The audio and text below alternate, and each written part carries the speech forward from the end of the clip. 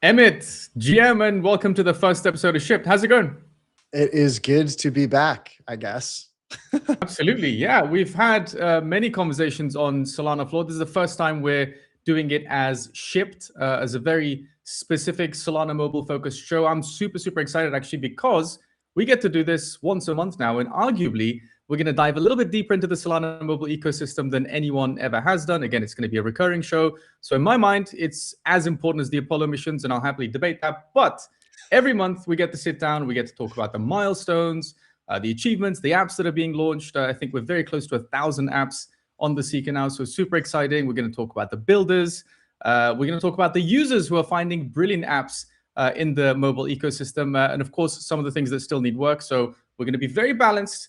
Lots to look forward to. In the coming weeks, we're also going to be talking to builders behind the scenes, and we're going to figure out which projects and builders and founders we want to highlight. So lots to look forward to. Just a very quick reminder, though. Because I saw a bunch of comments over the last week since we announced the show.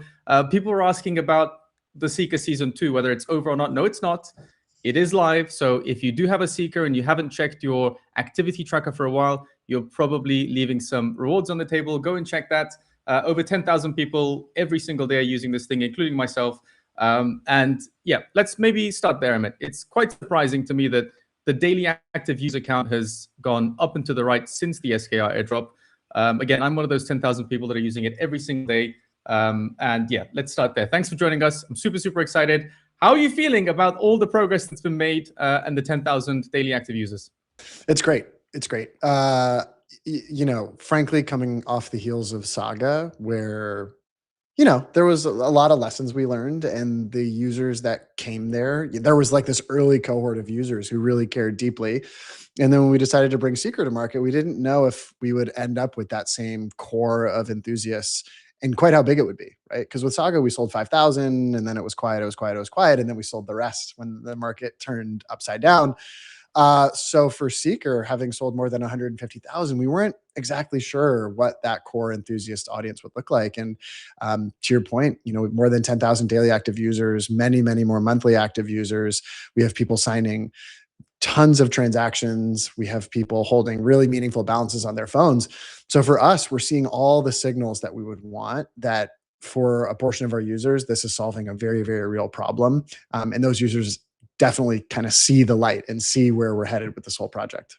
Yep. Well, I think there's a lot to look forward to for users who are discovering apps, for developers who are finding their first 1,000, 5,000, 10,000 users. But I guess at a very high level, if someone, let's say you're talking to someone and they've never really used the Saga, they're thinking about using a Seeker, or they're thinking about developing on the Seeker, why should somebody go and use it? And why should somebody develop an app and ship an app on the Seeker right now?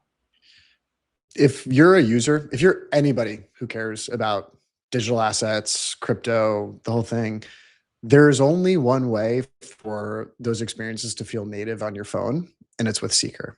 If you're not using Seeker, if you're using another device, it feels very much like crypto is a third-class citizen. You don't have those native connective features that feel like Apple Pay or Google Pay.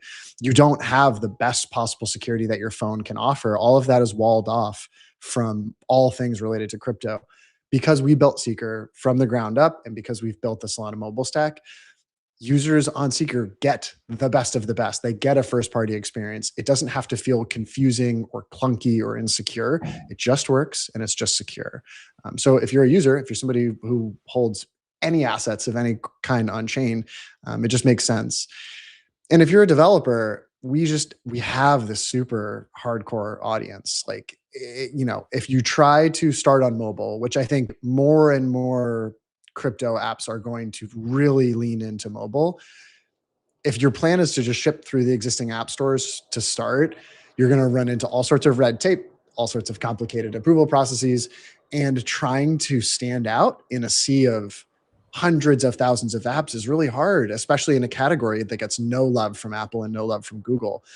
We have an app store that is like dedicated to this user base. It is dedicated to this type of app. And so standing out when you're already targeting this, like I said, really hardcore audience, makes finding that first 1,000, 10,000, 20,000 users that much easier. Yeah. Honestly, I mean, from a user perspective, at least, aside from using it for DeFi every day. I think it's an incredible platform for discovering new apps in the Solana ecosystem. A concrete example, I think, is after April. It was a very devastating month with hacks and exploits. I was looking for new places to go and park some capital, get some yield on chain. And the single best place to find new apps, whether it's apps that are being still developed through hackathons or apps that I didn't know about, is through the Secret App Store. So that's great. Also, the fact that I get to use it just on the go and make payments and not necessarily worry as much as, let's say, just having all of my crypto on an iPhone or an Android device is great. But have you heard stories of people coming to you and saying that, you know, that's the sort of core experience that they're having and they're surprised by the discovery element of the Secret App Store? Yeah, when we started up the store, you know, Toli's kind of big idea was we just needed to create a means for distribution for developers that was independent of the kind of big two as it related to mobile. A lot of that was due to, you know, restrictions and fees, and so we came to it very much with not a neutral stance, but like the idea that we just need to create the avenue for users and developers to transact and to share apps. What we've learned over time is users think of the store very much as a curated catalog, despite the fact that we're not going through and we're trying to focus specifically on picking winners or losers or you know, trying to prevent any app from getting distribution. Because of the builders who have shown up and because of the users who have shown up, there's this very natural discovery that's happening. And as the catalog gets bigger and bigger and bigger and bigger, it gives us the opportunity to make sure that users are finding the apps that other people are finding value in. And truly, it's weirdly, it's a lot easier to do that with 1,000 apps than it was with 100. You would think curating a smaller batch of apps or helping users discover a smaller batch would be easier. But in reality, it's the opposite. You know, more breadth, more depth gives us the opportunity to surface the right apps for the right users. And so we hear time and time again that users kind of think of the App Store as the best place to discover the latest and greatest on Solana. That's really interesting. I want to dig a little bit deeper into the numbers here, because there's a few more, I guess, counterintuitive stats that sort of emerged over the last few weeks. 8 billion plus in transaction volume, over 950 apps. I mean, the number fluctuates, but very close to 1,000, which is a huge milestone. The developer count doubled pretty much quarter over quarter, which is wild. We mentioned over 10,000 people are signing on-chain transactions every day. Really cool. And they're not just doing this for ticking boxes to get an airdrop, right? And this is where it gets interesting and a little bit counterintuitive to me. Typically, you'd expect after a TG or an airdrop, people to just sort of drop off because they came and they got what they wanted, right? They got the rewards, they got the airdrop, and they leave. But that's the opposite of what's happening in the Seeker ecosystem. The daily active user count is still increasing. I think it's probably going to continue going up and to the right. And that's something that you're seeing both with the users and the developers, both going sort of up and to the right. So clearly there's a flywheel, and clearly it's working, and clearly people feel that the incentives are very much aligned. But I guess you're a lot deeper into the Seeker ecosystem than I am naturally. So from a user perspective, aside from the discovery element, what are users loving the most? The discovery is an important piece of it. I think what we see from a lot of our users is there is the sort of ease of use. When you try to do anything crypto related on another phone, you're either in a walled garden of an app, whether that's like just a standalone wallet app and you're stuck with kind of like the core functionalities that development team has decided, or you head to something akin to an Explorer tab, which is just an embedded browser. We've been using our phones in a very specific way for the last 20 years, which is we download apps. Like as soon as Apple opened up the App Store in 2008, all of a sudden there was this flood of development activity, and some of the early apps kind of sucked. But some of them were sort of fun and novel, but it changed our relationship with kind of how we access the internet, which is rather than thinking about everything in terms of browser, we think in terms of native apps. And so because we can offer that to users, because users can actually download an app and actually run it and not have to go to some weird in-app browser, we see that obviously there's tons of different apps that people are using, whether it's DeFi or gaming. The thing we're seeing is that sort of love and familiarity in using a native app can be a real difference maker in going back and building usage habits. You don't have to like remember to go to a browser and punch in a website. It's just on your home screen. And so I think that ease of use is just a massive 10x from a user engagement perspective, both for our sake and our users' sake, but also for the sake of developers. Yeah, really interesting. So we're going to dive deeper into the user side of it. I know there's a huge amount of anticipation for, I guess, Seeker Season 2 to end and sort of what comes after that, because there's a rewards program. We're going to dig deeper into what developers can expect, because new tools are coming out to make their lives easier. And there's a few specific questions that I've been asked to ask you. So we'll get into that in a second as well. But let's, I guess, talk about you guys as a team as well. I think there's so much activity on CT about what's happening from a user and developer perspective that we almost like ignore the hard work that you guys are doing. You guys have shipped something incredible as a platform. I'm sure you talk about, the small wins and the big wins, but like, what's the one, I guess, achievement milestone that the entire Solana mobile ecosystem team comes around and says, this is great, and this is the one thing that we're most proud of? Good question. I would say, getting Seeker out the door to 50 plus countries over the course of a month or two was like the single defining moment of this team over the last few years, because that required not only all of our operations to be ready, all of the hardware to be ready, all the support to be ready, but also some of the core software experiences that we've built and our partners have built. And so getting to that point where you've got phones in hands is so critical. I constantly say the night before phones started to ship or phones started to be received is kind of like the night before an award ceremony, where you're like, maybe I'll win, maybe I lose. I don't really know. So I think for a lot of the team, there was this moment of, we like it, but will other people like it? Will people use it? Will people care about it? And so that's been the single most sort of rewarding milestone, I think, that the team looks back on. And it was super frenetic up to that point. And once you ship a phone, then you have to support it and ship new experiences. So it comes with a whole new set of challenges. But that's kind of, sort of the most memorable thing we've done in the last few years, and has also opened up the door for all of the work we're trying to do now with respect to expanding and finding new paths to distributing our stack. So it felt good to get that one behind us, but it didn't slow our pace of work by any means. Yeah. And that's definitely one of the core topics that a lot of the developers and builders and founders that I talk to want to explore more. How is this going to expand? We'll get to that in a moment, but I just want to share my screen here so I can give people an idea of how much this thing has grown since the phone was actually shipped, right? So this is a great little resource to track the number of apps that are available on the Seeker store. But I think aside from, we talked about the discovery element for a user, if you're a developer and you're thinking, what am I going to be competing with? Where can I provide value to this very active and engaged user base? This is a great little resource.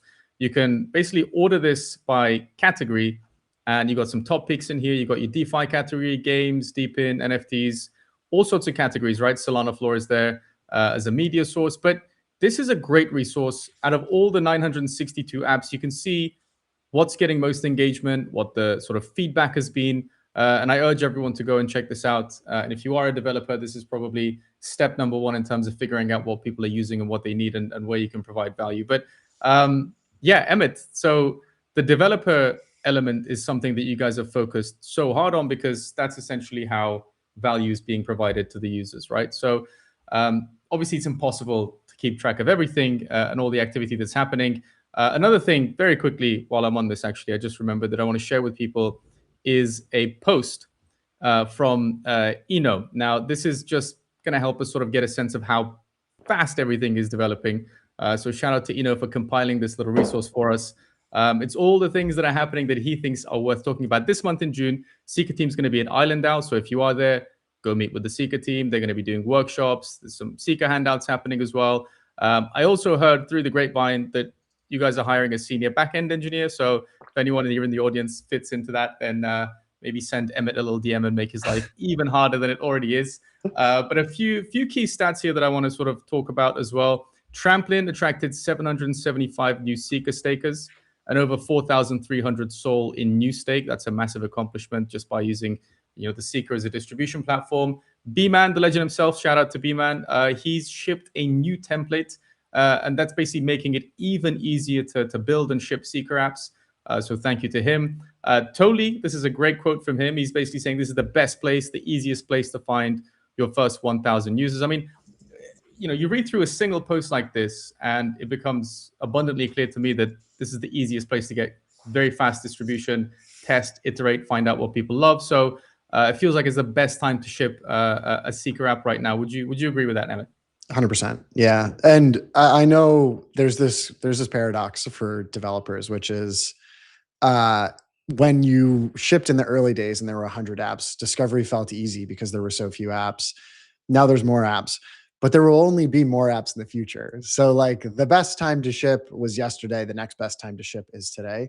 We're working as a team really hard to make sure that discovery in the store is as easy as possible. So if you're building an app that is great, you will find users. That doesn't mean that every app is going to be a breakthrough and find success, because some apps need to iterate, but like the fastest way to figure out what iteration you need to do and how to improve your app is to get in front of users. So it's great seeing all of those success stories. It's frankly overwhelming to like keep up with all of the development in the store. Once upon a time, there was a very small number of us who just got to test every app as it came in and get familiar with it. That scale problem has come back to bite us, and so we're working to scale that up. But I love seeing all of the development activity, and it's good to see that developers themselves are seeing that their work kind of pay off. Just on that point, very quickly, and be as honest as you possibly can with me. I'm sure you've seen apps, not making the cut for technical reasons, or there's maybe some safety issues, maybe there's issues with the code. But have you come across any app submissions that made you think, what on earth are these people thinking? There's absolutely no way we can list that app. The easiest thing to say no to is an app that doesn't work. And so, kind of one theme is sometimes if you're a developer and you're so anxious to catch this wave, you like want to be in front of these users, you want to have something, your instinct is to just ship very quickly, which is great. We love the idea of people shipping quickly, but it helps to test your app first and make sure it works. So we occasionally get apps that just don't open, which is a shocker. So I would say that's kind of one category, is like maybe test your app before you ship it. The second is, there's a lot of really valuable IP out in the world that we wish would come on chain and build really great crypto apps. Those companies are not ready. A viable path is not to just steal their IP and build an app around it and ship it to the store. So that's the other kind of category where it's like, I don't think Disney is launching an app in our store today. So let's like do a quick check on this to make sure that this is legit. So make sure your app works, and try and build your own IP or work with an IP owner to build an app. Don't just steal it and ship it into the store. Both are very, very good pieces of advice. Now, give me something that really shocked you over the last couple of months, something that blew your mind when it comes to either developer focus or some of these new app submissions. I know the hackathons, both on the Coliseum front and the Solana Mobile hackathon, have yielded some incredible apps. There's a lot that focuses on DeFi and yield. There's games, there's consumer-facing apps. But yeah, what's something that really sort of blew your mind and you thought, wow, a new sort of on-chain primitive could emerge out of this? There's a ton of DeFi and gaming innovation. It would take me forever to kind of like walk through all of the fun and interesting apps there. I would say one of the most interesting things that I've seen is a push towards sort of rethinking like what we do on phones already in terms of commerce. And so the Spend app is a great example. That takes the idea that like, hey, look, you're buying stuff on Amazon or on eBay or wherever all the time anyways. Like, the amount of stuff I buy on my phone every single day is a little upsetting. When I see like more boxes show up at my house, I'm like, oh God, it's like too easy to spend money. But to spend crypto to buy stuff is like still a huge pain in the ass. And doing it on a phone is that much harder. So to see a team like the Spend team step up and be like, there doesn't need to be this huge divide between spending your crypto on the internet to buy things and spending your fiat dollars. That is the type of innovation that I love to see, because if we really want crypto to succeed on mobile devices, we have to sort of pick off a lot of the very obvious use cases in Web2 that have been successful, but could be even better if they lived on crypto rails. So that's the immediate one that comes to mind. Like I said, there's dozens, if not hundreds of apps that I've been sort of blown away by. But in terms of setting a new category, that one has really stuck with me. Yeah, well, sort of personal anecdote for me, I used Nomads for the first time. I sort of scrolled through it and thought, wow, this is great if it actually works. But I actually used it to book a holiday this morning, and I was shocked by how much it is cheaper than Booking.com. I've been using it for over a decade, got all the discount codes, and it was still significantly cheaper for me to use my Seeker wallet to just double tap and pay. So that was a good surprise for this morning. But yeah, from a user perspective, I think it's something that's going to keep surprising me, and I'm very, very happy. I want to talk about developers before we get into the end of season 2 and what comes after that, and some of the sort of airdrop anticipation. I was chatting with a developer, someone who's actually shipped an app on Seeker recently over the weekend, and I said to them, "What's the sort of biggest question mark that you still have?" And they basically said, we love the fact that there's 150,000 devices have been shipped. We love it. We love the distribution opportunity. We love the fact that we're sort of challenging the duopoly. But one thing as builders that we're very much focused on is how do we take this this system that we've built here within the Solana ecosystem, and how do we expand it to 2 billion Android users? So I think the sort of underlying question there is, when do we get this software in the hands of hundreds of thousands, millions, ideally billions of people? Talk to me about that journey, how much progress has been made, and when. Yeah, I wish I had a perfect answer to when. I don't. But what I will say is we're making solid progress on 2 fronts. The first is on the product side of things. If you think about the user audience that we've built for so far, these are the most online, sort of like the most degen people in the Solana and broader crypto ecosystem. These are people who came to us and bought a phone. This like very personal decision. So there are people who are very open to software being still in progress. These are people who understand some of the core crypto primitives of writing down a seed phrase and on-ramping and off-ramping funds and how sort of challenging that can be. The moment we try to port this stack over into devices that are not the people who are coming to our storefront to buy a phone, the experience has to look and feel a little bit different. It's a different user. It's these, we're not so naive to think that grandmas are going to be kind of picking this up and sending stablecoins to friends in the next 6 months. But there is an audience of people out there who hold money on Coinbase or Binance who have yet to take the plunge into self-custody because it's kind of confusing and weird and they don't want to buy a ledger. And that whole kind of cohort, we think there's real room there if we can bring something native to the phones they're already buying. But we have to make sure that the product meets them where they are. And so that's the one front where we're really thinking about the experiences of the wallet, the experiences of Seed Vault, the experiences of the store. So I'm really excited about what we're doing there. But the second front is on the kind of partnership management and partnership exploration front. We were fortunate enough to go to Mobile World Congress back in March. That's like the mobile conference of the year. And we met with, I think, 7 or 8 OEMs face-to-face. And those conversations were extremely encouraging because every time we sat down, I was prepared to give the big sales pitch and be like, crypto's coming. There's all these people who care about it. All these people with digital assets, they could be your users. Like, let's do this together. And I didn't even have to get sort of halfway through that before they all acknowledged we've got this on our roadmap, but we don't know where to start. We're phone manufacturers. We're not crypto experts. We're not even really software experts necessarily. So we need help, but we don't really know where to start. And we don't have the R&D budget to just go build it ourselves. So that was extremely encouraging. And we've been continuing conversations with a lot of these hardware manufacturers. The timelines will take time.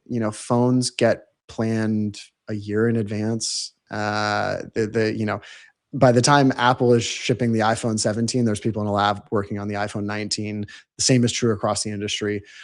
So we're really mindful that the timelines take a long time. However, things have progressed, quite a bit with a handful of partners. So we're feeling optimistic. I hope I have an announcement soon for everybody, but it takes a little bit of time just to make sure that everybody's on the same page and we know kind of how to bring these experiences to their customers.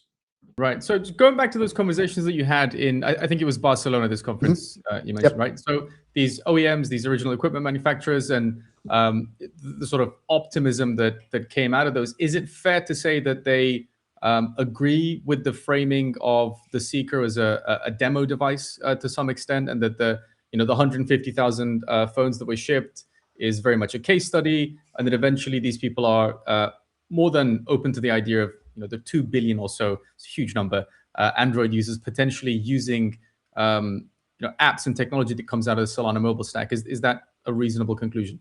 Definitely. Yeah.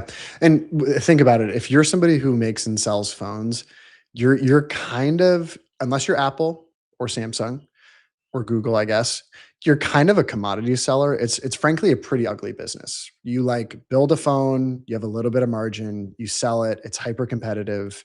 You're going to take not a ton in profit back. And then that phone is out and you have to turn around and make another and try and sell it to somebody else. It's a pretty brute force business. They all want to find ways to emulate what Apple and Samsung and Google have been successful with, which is how do you build services that people can't live without? So they're not just buying the hardware, they're buying the ecosystem, they're buying the set of experiences that come with a phone. And how can you sort of create a lasting relationship with a customer that extends beyond just technical support? None of these hardware manufacturers want to become banks. None of them want to acquire banking licenses. They're not going to build social media apps. That'll kind of crash and burn. So there's a very limited scope with which they can really innovate and think about building different types of relationships. And they know their customers extremely well. They know that if they're selling phones in Latin America, those customers depend on those phones to get notified when a family member in the US is sending money via Western Union to them. They want to bring as much of that journey onto the device as possible so that people really can get that much more out of a phone than just, a thing that lets them get on the internet and communicate with loved ones. So they see crypto as that opportunity. There's a lot of education that has to be done. But like I said, we're feeling really optimistic. And I think they're ready to start taking this more seriously. What were they most excited about then? Was it the absolutely nuts user base that'll just like see a bunch of apps, download them, sort of chuck a bunch of money in just to test things out? Or was it more the opportunity of exploring an entirely new software stack, being able to sort of store value more securely, more safely? Obviously there's a lot of education that needs to be done, and people have historically had a very I don't want to say negative, but cautious view of the crypto industry as a whole, right? So it's polite. That is very polite. It's a polite way of putting it. But all of a sudden you show these people, hey, there is another way. And not only is there another way, but there's a bunch of people that are willing to throw significant amounts of capital at this because they trust that it is safe and secure. Yeah. What was the most exciting thing from those conversations? They're like blown away by our audience. They have been building these businesses for decades. And so for us to walk in and be like, we started like 3.5 years ago and we've sold almost 200,000 phones is like, you like sort of watched their brains melt in real time. So that was super fun because it gives us like something to stand on in the room. We're not, I joke that like 4 years ago, totally could have been like, we're going to build the Solana mobile stack and we're going to go sell it to OEMs. And we'd probably still be sitting here trying to sell it to OEMs. So he wisely said, let's build a phone. It's super hard, but let's do it. That has given us the sort of like data and the audience, both on the user side and the developer side, to say like, hey, this is very real. Like you can be a part of this. And so, Ross, our VP of marketing and growth, was receiving the question in real time in Barcelona. Like, so how do we get your audience? Like, how do we sell to the people you guys know? Like, there's very much this aspiration from these companies to like find this young, very digital, very high spend audience. They're very jealous, frankly, of what we've built, which gives us a lot to work with from a leverage perspective. That's exciting. That's exciting. So if I sort of push you and I said roughly, what is it, 12 months, 18 months, 24 months before some of these apps that have been developed specifically for the Seeker audience, for the Solana mobile stack, when might we see these elsewhere in the world reaching a broader audience? Yeah, fully transparently, the odds of anything shipping in 2026 are pretty limited. Phones, right. Those timelines take a long time, but we're feeling good about 2027 at some point. A lot of the conversations we're having right now are with manufacturers who are figuring out what their 2027 portfolio looks like. But I will say, we've already got seekers in the wild. We're going to continue to ship software experiences. I know I'm sort of often out, whether it's on Twitter or on podcasts, kind of like touting how exciting this next phase is for us. But the truth is, we have like more than 150,000 people with these phones already with them. So we're really focused on shipping super good stuff to them, finding great apps in the store to give to them. So we don't want people to sort of overlook that. We know that there's the big golden goose of shipping to hundreds of thousands or millions of devices. We're working on that, but there's still this very fertile audience. And we're thinking a lot about how we can level it up even further in the interim. There's still seeker inventory. We want to sell more of that, but can we find some clever partnership opportunities where a huge batch of seekers go out into the wild with new types of software experiences? There's a lot we're thinking about. So I would hate as a developer to be waiting and waiting and waiting for this next big milestone and losing sight of what's right in front of you. That makes a lot of sense. It's very, very clear to me that there is so much excitement in the developer community. So stay tuned, keep watching Shipped, and we'll be highlighting some of the achievements, success stories, milestones, etc. But I want to shift our attention very quickly to the end of season 1, because it was another one of these wild milestones. I was very happy when the TG happened, pleasantly surprised, even though you guys picked a very, very annoying time for everyone that lives in Europe to do the claims. I think it was like 3 in the morning or something. I was like, come on, sorry, man. Don't do that to me. But it makes sense. It makes sense. There's a much bigger audience in places like Asia and the US. I get it. But it was a very, very happy day. Now, after that, I expected a massive drop in attention, activity, things you typically expect in crypto post TG, post airdrop. It's just sort of, it's what happens, right? And then literally the opposite happens. So made my life very, very easy to talk about the Seeker as a user. One of my colleagues has, I think, 3, maybe even 4 of them now, because you guys had this very nice discount. But I want to talk about the day and everything after it. So I know there's an anti-Sybil design. You tried to make it very fair, and that was great.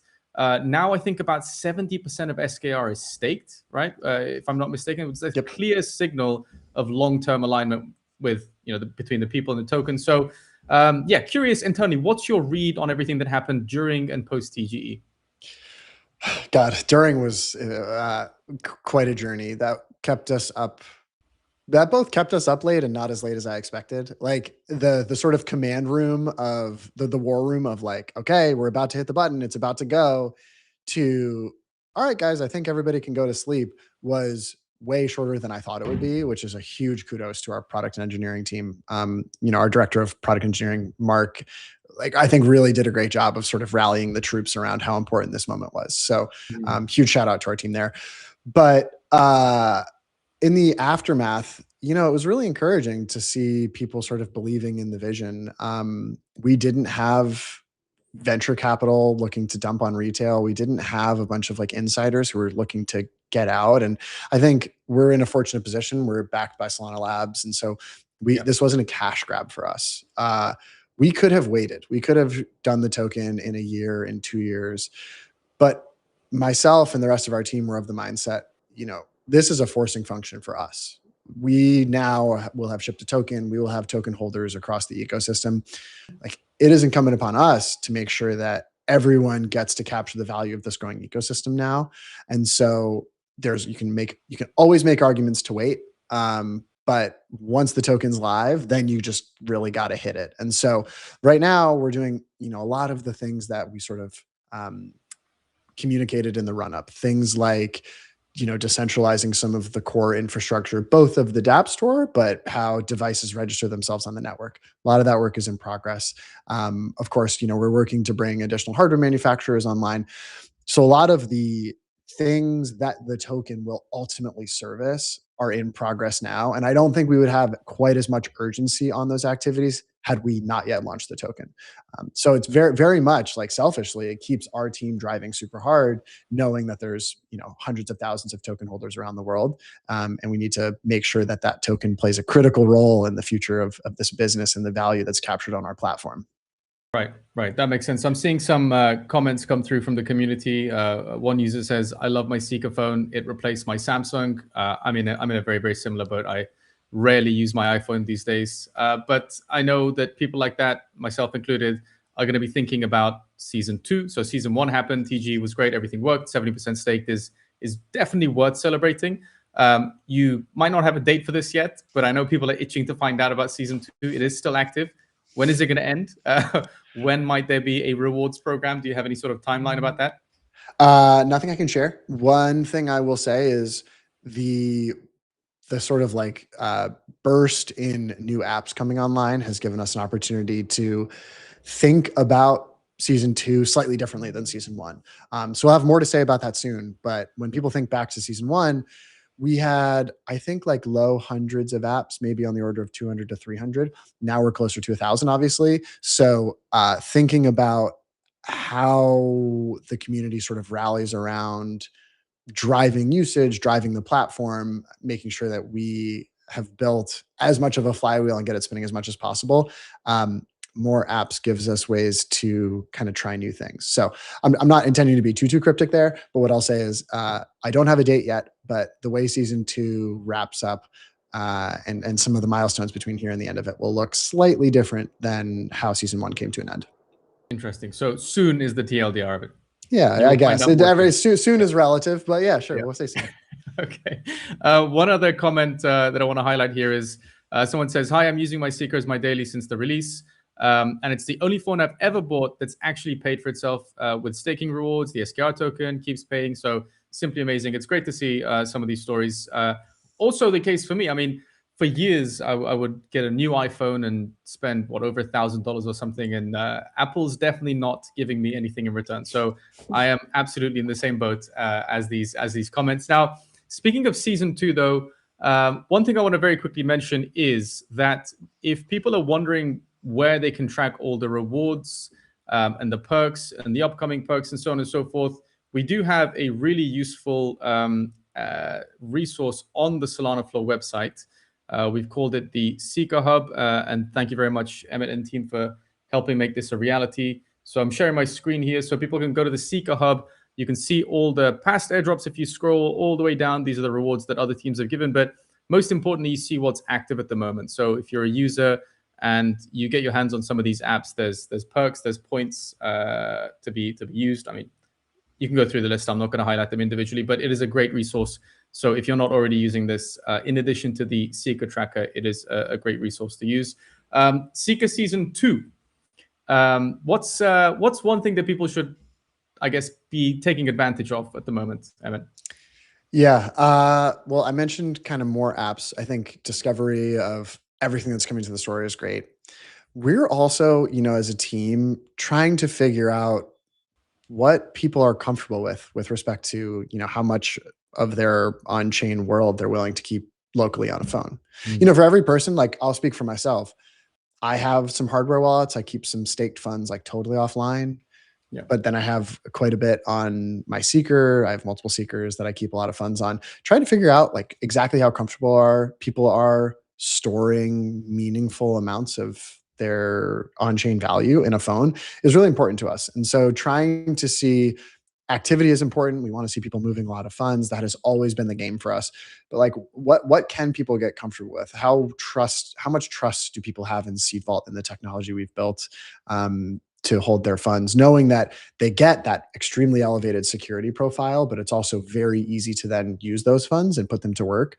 That's something that I would sort of encourage the audience to think about is, during season 2, stay active, try apps, use funds, but also, how do you think about the Seed Vault wallet and the funds that you're storing in Seed Vault versus sort of any other hot wallet or cold wallet? And for everybody, it's going to be a different answer. I'm not trying to prescribe. I'm not trying to tell people keep this much on your phone. Instead, we just kind of want to see how that shakes out. Because I think that really helps us fine tune the experiences to meet people with kind of how they're thinking about keeping money on their Seekers. Yeah. Honestly, the way I use it is I transfer whatever I think I'm going to need when I'm, going to do shopping or calling an Uber or whatever it might be, and that just sort of stays there. And I know that the worst possible scenario is capped, right? So that makes me feel very comfortable using these funds on the go because I know how much is in there at any given moment. And there's the corollary. Folks like Mert have tweeted in the past that they think of their Seeker as closer to a cold wallet, which is like they're going to put a pretty meaningful amount of funds on there. Maybe they're using it as a multi-sig signer, who knows, but it's like actually a very safe and secure place to keep a lot of funds. And so there's definitely a lot of users like yourself who think of it more as like a warm wallet solution. It's better than a pure hot wallet, but if funds are going to be sitting idle, just keep them somewhere totally offline. But on the other side, folks like Mert thinking about it as not a replacement for a hardware wallet, but closer to a hardware wallet than a hot wallet. So that's the kind of thing, like we're trying to better understand exactly how people want to be using their phones. And the answer might be that it's going to be different for everybody. That's totally fine. But if there are any sort of patterns that shake out, that just helps us make sure that the product is that much better. Hopefully we don't get a bunch of comments now saying, I keep this much money on my Seeker. Oh, yeah. I'm not looking for like a specific number, but like mentally, like how comfortable are you as a percentage of the money you keep on chain? Like that kind of helps us think about the wallet. Yeah, that makes a lot of sense. Another comment I saw this morning, Emmett, actually, was about grants, which apps have already been funded. We're going to get into the hackathon in a second, but where can people go and check the outcomes and the grants and the funding and access? Is there a single sort of source of truth for this? SolanaMobile.com/grants has the latest. I will be fully transparent. We're still building up our grants muscle. Like we just recently kind of crossed into a world where having a real live grown-up grants program made sense. Historically, like we had a little bit of a grants program when we first launched Saga, like way back when, but that was slightly different. We were much less mature. We didn't exactly know what we were looking for, and we were really focused on primarily like developer tooling to 10x the dev experience. Now our grant program is a little bit broader. We've now launched a token, so we have different types of incentives that we can structure for developers. But SolanaMobile.com/grants has the latest. We're sort of working to build up those muscles. So the team, if you've submitted a grant, the team is working to get through those. We've been fortunate to have lots of people reaching out with really great grant ideas, but we want to give every submission the time it deserves, rather than just kind of like flicking through them like a stack of resumes. So be patient. We're going to get that makes sense. And I imagine with around 500 hackathon submissions, your life is very, very difficult. The number of grant applications is probably going to get longer and longer, right? Our Akshay and the team who are on the front lines of that, I have endless respect for it. It takes a lot. There's a lot of really cool work out there. There's some less interesting work out there, and trying to like sift the noise away is tough. So but we have a team who's spending all day, every day on that. Right. The monolith stats, some of these are quite eye-watering, actually. $125,000 in total prizes. There were 10 winners who got 10K each. You got 5 honorable mentions. You got 5K each. Some of these apps, by the way, go and check them out. They're very, very interesting. Some are just doing what you already do, but in a better way. And some of them are entirely new primitives. So again, not going to highlight any individually, but go and check out these hackathon winners. Really, really impressive names. Some of them are being rewarded for the best SKR integrations, right? Which I think is super cool. The obvious question is, for anyone who's listening to this thinking, either I'm going to vibe code an app that provides value, or I'm a seasoned developer and I want to build something, or maybe they're a team and they don't have a secret app. When is the next hackathon going to be? Is it going to be even bigger? Are you going to have even more rewards? What can we tell them? Yes, things are only getting bigger. Nothing specific to announce right now, but we have plenty more developer programs coming. So whether that is through our grants program or future hackathons, or honestly, we've been working kind of closely with the various other teams who are doing developer education programs and hackathons. Mobile is becoming one of the core innovation spaces on Solana. And so we want to support developers directly, but we also want to make sure that anybody else who's doing something developer focused can get our support for the developers that come to them. So nothing concrete right now, but we're excited to see what developers are doing in the very near future. And let's say, as a non-technical person, which I am, I'm inspired by some of these vibe coding tools that are out there, and I see B-Man posting saying we're going to make it even easier. What's the path of least resistance to developing an app, launching an app? Is there a video series, a webinar series that people should watch if they're non-technical? Where would you recommend them to go for understanding the building process? Yeah, it can be, I guess for every developer, it's different, right? Like, do you have experience building mobile apps and you need to learn the crypto side, do you have experience building crypto apps and you need to learn the mobile side? Either way, if you head to solanamobile.com/developers, that is kind of everything you need, whether that's more about the grants program, learning about how to publish dApps, learning about how to build them, understanding the hackathon rules. Kind of everything you need is there. B-Man's done a great job both on Twitter and Discord, sort of promoting all of the resources and continuing to build those out. Also, Jax on our team does a great job of making sure our developers have the support that they need. So head there. Also, we have a Discord. The Discord community is really active on the developer side of things, whether it's developers kind of coming together and sharing best practices or developers looking for some support. Would highly encourage that. That's linked at the bottom of solanamobile.com. But our developer page should give developers most of what they need to at least get started. That makes sense. One of the more interesting developer journeys, if you will, that I've seen coming out of this most recent sort of round of hackathons is there's a guy called Mike, and he's building an app, and he's decided to build it in public, right? And every day he just sort of walks around and he films himself explaining all the work that he's done in the day. And it starts with the same format, and it's a great way to get traction, I think. I have a feeling we're going to see more of this, builders coming out and building in public and just saying, this is what I'm doing, go try the app, let me know what I should iterate. And then literally within 24 hours, he takes the feedback on board, tries to iterate what he can. And I think it's a brilliant, brilliant way of doing it. If you haven't seen it, go and check that out. I think it's a great way to build, and it's super inspiring. Now, I've sort of dabbled a little bit in vibe coding. I've tried to use things like TryNoah.ai is a cool tool for taking code out of Claude, turning it into code that you can push into a website, basically. Not quite at the point where I can ship anything valuable. But for anyone who's thinking, it's a great time to start exploring some of these tools. Really, really exciting time to be alive.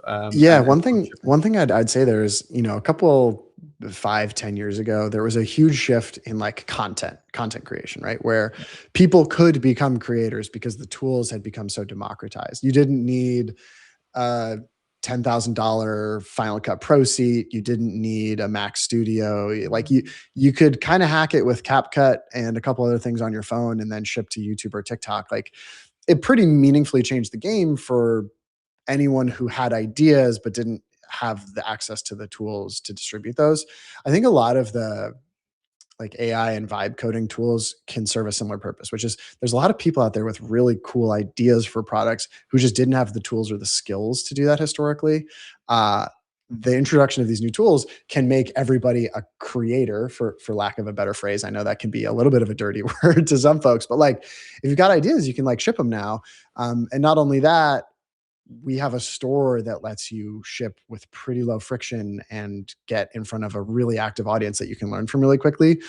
So I think the point you make about Mike, which is like building out in the open, that's very, very adjacent to like the idea of being a creator. And so I think people who know how to build audiences and connect with a community can do the same with products. It doesn't just have to be like video or tweet content now. It can actually be products. And so I think we're going to see more and more of that. I think we're going to see people who are like building and iterating on actual product experiences because they already know how to do all the other parts of building an app. Yeah. I get the impression that he was already a fairly technical guy. Probably had a builder background just from seeing how quickly he manages to iterate on some of these things. But right. There are, you mentioned some of these resources. There's the Foundation's AI skills library. If you go to solana.com/skills, mention TryNoah.ai, you can literally talk to this thing and it's going to give you a bunch of code. It makes you feel like a genius when you're not. So that's, I guess, the danger of doing something that's actually terrible. But yeah, Mike's app Cashflow is a great example of people building in public. And he did win one of the, I think, leading tracks, right? So he got like a $10,000 prize. Yeah, that's great. Yeah. I mean, did he come to you guys at the beginning and say, hey, look, I'm thinking about doing this thing. What would you recommend? And did you guys sort of point him in the right direction just to make it more concrete for the audience who might be thinking about shipping something?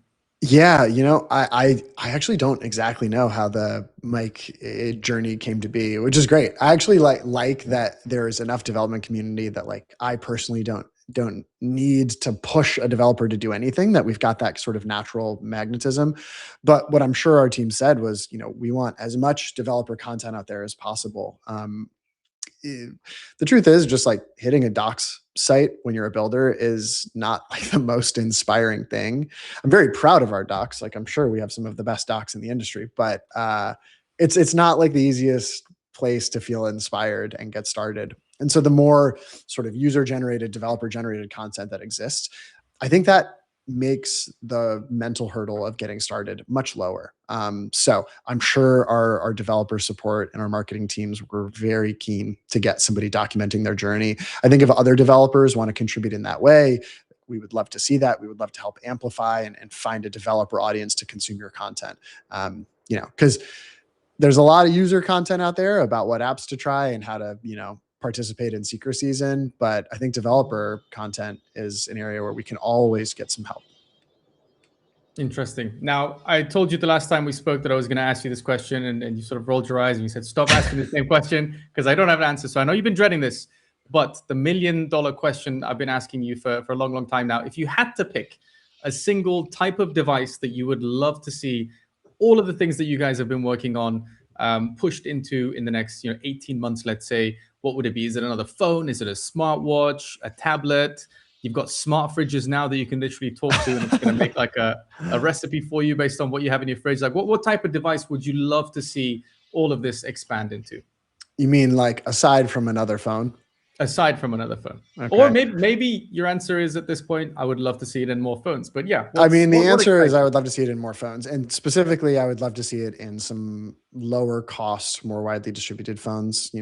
Saga was $1,000, Seeker was $500. There's the vast majority of the world don't buy phones that are that expensive, but we don't have the scale to ship them much cheaper. So like my honest answer with respect to our business is like lower priced entry available in markets that we couldn't ship Seeker to, whether that was India or Latin America. Like we know there's a ton of users who want access to this that couldn't get it. So that's my honest answer. If you want a fun answer, I'm like a little bearish tablets because tablets are just like a leisure entertainment device. Too clunky. Yeah. I would say watches are kind of interesting from like a wearable, like you could abstract signing. Like I don't think people will be like exploring price charts and trading on a watch, but like being notified and being able to sign from a wearable is sort of interesting because, they're on your person all the time. That's really interesting. And people already use watches to make payments, right? So. Yeah. So I think that one's kind of interesting. The last one I would say is like, I think there are form factors that have sort of been abandoned otherwise that are starting to come back around. Things like physical keyboard devices, things like small fit for purpose, not quite phones, right? So like if you think about some of the hardware wallet companies, they're sort of experimenting with what if your hardware wallet had a screen? What would that look like? I think there's something there. I don't know what it is, but the idea that like a hardware wallet can be more than just a sort of flash drive that you store in a safe deposit box. Like what if some more of the application interface could run locally on the device? I think there's something there. I think that's a product I would probably use, but I don't have a great sense of like how big of an addressable market the idea of a hardware wallet that you can do some small percentage of trustworthy apps on is. But that's my kind of like pie in the sky. If I could carry a tiny little thing that I could do the most basic swapping, staking, on-ramping, off-ramping on, like I think that would solve a lot of pain points for me. So it's not going to be a fridge. Well, I didn't say it wouldn't. Be a fridge. No, probably not a fridge. Not yet. Watch people launch a prediction market on what type of device it's going to be. Exactly. Now, Emmett, just before we wrap, I want to ask you at a very sort of high level, because it's such an inspiring journey. You mentioned, all the way from its inception, totally said, let's just do it, even though it's the harder thing to do. What's your favorite part of building Solana Mobile, and what's your least favorite part? What do you love and what do you hate the most? God, the sort of cliche, I love my team. My team is really talented is true. We are like pretty small. Like when we talked to OEMs in Barcelona and they were like, oh, wow, 150, 200,000 devices. Like how many people are you? And I was like, less than 20. It's sort of like, again, sort of melted their brains. First, we told them how many users we had, their brains melted. And then we told them how small our team was and their brains melted again. I think the fact that we can stay sort of nimble and try a lot of different things is really exciting. I always want us shipping faster. You know, as I sort of look back at the last year, one of the regrets I have is that we haven't experimented more. I think there's room for us to experiment more, and that'll change in the coming months. So yeah, like working with the team, trying to keep everybody super aligned, stay as focused as we can. It's fun. Like we're not the old school like type of people who work at a Samsung or a Motorola. Like it's a bunch of people who love crypto and software and want to join a startup. So it's like a very cool group of people to work with. On the hard stuff, shipping a physical product, you know, I always joke like hardware is hard. The design of the phone was actually very fun, and like figuring out what parts would go in. It's the long tail of operations is just like really hard, right? Like when you support software, it's easily replicable. Like if a user has an issue on their side, you can sort of test it against the software on your side. Hardware is like black box support. You're like, did you try and press this button? And they're like, yes. And you just give them a yes. So just the general long tail of now we have 150,000 pieces of hardware out in the world that require support in multiple languages across multiple countries and multiple time zones. It's a really hard problem to get right. And again, I have some regrets about how well we've done that, but I think we're sort of doing our best. And we'll continue to support those customers. We'll continue to update Seeker and give it all this security and operating system love that it needs. But yeah, it definitely turns some hair gray trying to make sure that everybody feels as supported as they need to. Definitely sounds that way. And just to give you a final piece of praise here before we wrap up, someone did just comment saying that you guys have very good docs. So also, okay, all right, I was right. There we go. Yes. So people agree, and also the new submission portal is top notch. So there you have it. If if you're thinking about it, if you're hesitant, if you're on the fence about shipping something, submitting an idea, it's probably the best time to do it. I urge everyone to go and check out all the developer tools that are available. Check out some of the success stories, some of the hackathon winners, and I guess it's on me now to go and find and highlight some of these stories as well. So in the coming episodes, we are going to be talking to builders, founders, teams that have already shipped.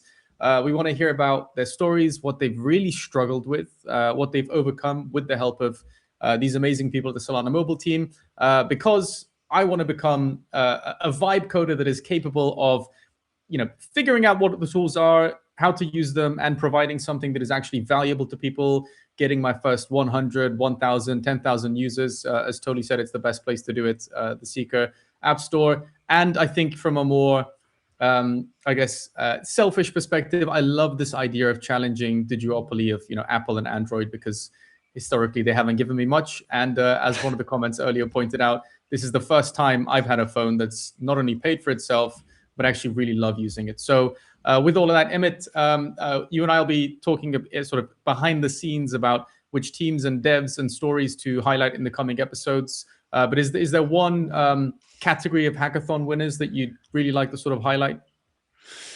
No. Tough one, I know, because there's so many. I love all my children equally. The thing that I care more about than anything with respect to hackathons and new apps coming is just making them look and feel great. Like, I know I kind of said it at the top, like, don't submit an app that doesn't work. It goes beyond that, right? Like, users are okay if not every feature is there on day one. You can add features with time, right? Like the old adage of like, skateboard, scooter, motorcycle, car. Like it's okay to sort of progressively add capability. What's not okay is if you give somebody a skateboard and there's no wheels on it, right? Like it has to work. It has to be really simple to use. And so making sure that your ability to connect to wallets is really simple and seamless, to sign transactions is simple and seamless.